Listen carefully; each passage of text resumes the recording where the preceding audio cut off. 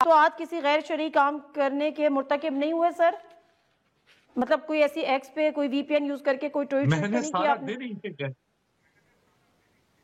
جی میں نے سارا دن یہ غیر شرعی کام آج کیا. اب پتہ نہیں میں کہ دائرہ اسلام سے خارج تو نہیں ہو گیا. ابھی طاہر اشرفی صاحب اس پہ بتائیں گے کہ میرے اوپر کیا تعزیرات پاکستان لگنی چاہیے یا کوئی اسلامی حد لگنی چاہیے, کوڑوں کی سزا ملنی چاہیے, سر قلم کر دینا چاہیے, کون سی حد کون سی تعزیر لگنی چاہیے. خدا کا واسطہ ہے, کیا دنیا میں تماشا اڑوا رہے ہیں ہم اپنا؟ دنیا میں تماشا اڑوا رہے ہیں ہم اپنا. کیا کچھ پہلے ہمارے پلے کچھ شہرت میں بدنامی میں پاسپورٹ انڈیکس آیا ابھی نادیہ 2-3 دن پہلے, پست ترین پاسپورٹس میں پاکستان کا پاسپورٹ ہے.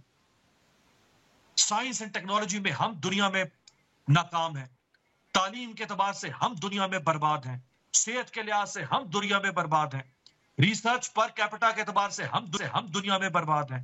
ایک لے دے کے کوئی صاف ماحول تھا, وہ آپ نے دیکھ لیا اسموگ کی وجہ سے اس وقت ہم دنیا میں انتہائی پست حالت میں جا چکے ہوئے ہیں. نظام عدل میں ہمارا عدالتی میرے نظام پاس بدنام ہوں گے تو کیا نام نہ ہوگا؟ ہاں تو بس ٹھیک ہے, وہ جسے کہتے ہیں کہ نو پرسیپشن, جی جسے کہتے ہیں کہ no perception is a bad perception. No perception is a bad perception. Tahir Ashrafi صاحب آپ کو میری آواز آ رہی ہے سر؟ پہلے تو آواز نہیں سن پا رہا تھا. چلیں کوئی بات نہیں سر, میں سوال اپنا دہرائے لیتی ہوں کہ سر آپ کس طرح سے جسٹیفائی کریں گے معاملہ سے وی پی این کا جو ہے وہ کوئی ایسا فحش مواد ہی دیکھنے تک محدود رہ گیا ہے, تو پھر یہ وی پی این کی تو بات نہیں ہے. پھر آہستہ آہستہ ہم انٹرنیٹ پہ پابندی لگائیں, پھر آہستہ آہستہ ہم اسمارٹ فونز پر پابندی لگائیں. یہ کوئی اچھی روش ہے یا یہ کوئی واحد حل ہے آپ کی نظر میں, اور کیا یہ صرف پاکستان میں ہی ہوتا ہے؟ جی بسم اللہ الرحمن الرحیم, نحمدہ ونصلی ونسلم علی رسولہ الکریم. سب سے پہلے تو گزارش یہ ہے جی کہ جو ڈاکٹر راغب نعیمی صاحب نے کل ایک بیان دیا ہے, یہ ان کی رائے ہے. وہ اسلامی نظریاتی کونسل کے چیئرمین ہیں, ایک بڑے ادارے کے محتمم ہیں, ان کا حق ہے کہ وہ اپنی رائے دیں. لیکن میں یہ بات آپ کے سامنے رکھنا چاہتا ہوں کہ گزشتہ تقریباً 3-4 سال سے پاکستان علماء کونسل اور دیگر ہمارے ملک کے کئی جو وکلاء کے فورم ہیں, وہ سارے اس بات کی طرف حکومت کی توجہ دلا رہے تھے. حتیٰ کہ میں خود یہ بات عمران خان صاحب کے پاس بھی لے کر گیا, شہباز صاحب کے پاس بھی لے کر گیا, ملک کے جو سلامتی کے ادارے ہیں ان کے پاس بھی, کہ کچھ ایسی ویب سائٹ یا ایسی اپلیکیشنز ہیں جن کے ذریعے پاکستان کے اندر ایسا مواد ہمارے نوجوان اس سے متاثر ہو رہے ہیں, ہمارے لوگ متاثر ہو رہے ہیں, جو توہین رسالت, توہین مذہب پر مبنی ہے, اور اس کو روکنے کا کوئی راستہ نکالنا چاہیے. اس وقت تقریباً ان کی تعداد جو اس سے مجرم بن گئے, اس کے ایڈکٹ ہو گئے, یہ ان کو لگ گئی, وہ 300-400 سے زیادہ ہے جو جیلوں میں پڑے ہوئے ہیں. تو پاکستان علماء کونسل نے آج سے کوئی ہفتہ پہلے ایک علماء مشائخ کنونشن میں بھی یہ باتیں کی کہ ہمیں تو 4 چیزوں سے غرض ہے.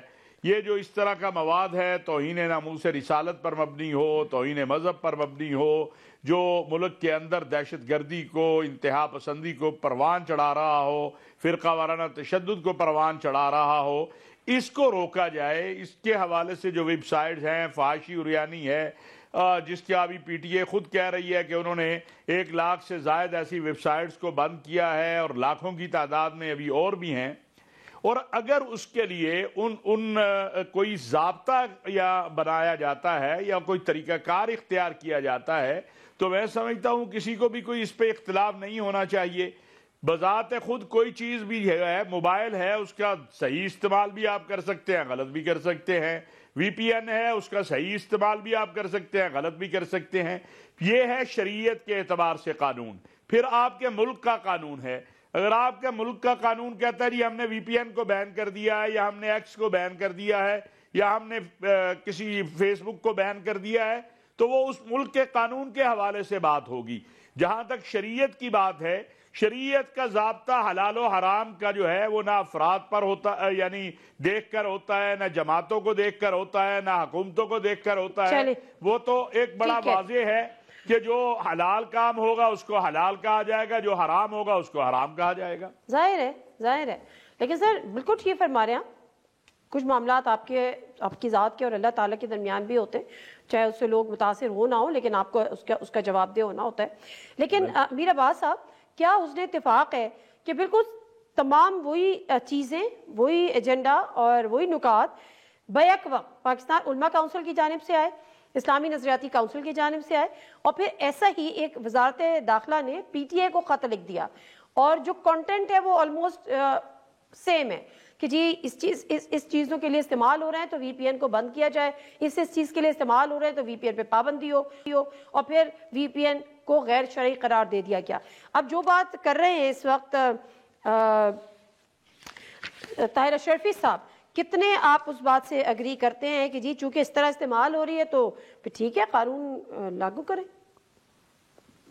ایک تو وہ جو دونوں خطوط کی آپ نے بات کی نا، وہ دونوں خط ایک ہی طرح کے ہیں، ایک ہی دن سامنے آئے، دونوں کے مندرجات اس لیے ایک ہے کہ دونوں کے پیچھے لانے والے ایک ہیں۔